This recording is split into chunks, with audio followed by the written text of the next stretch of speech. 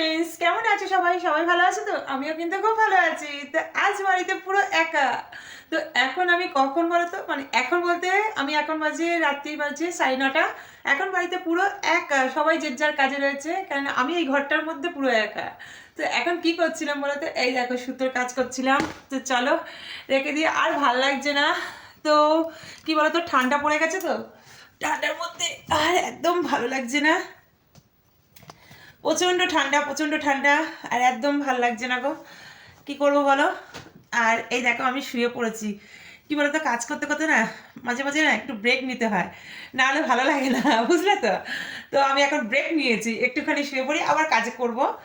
তো এখন খুব একটা কাজের ভিডিও দিতে পারছি না। আর কি বলে, আমি এখন একটু রান্নার ভিডিও বেশি করছি। রান্না এখন কারণ কি বলতো, শীতকালে নানা রকম সবজি উঠছে, তো নানা রকম রান্না হচ্ছে।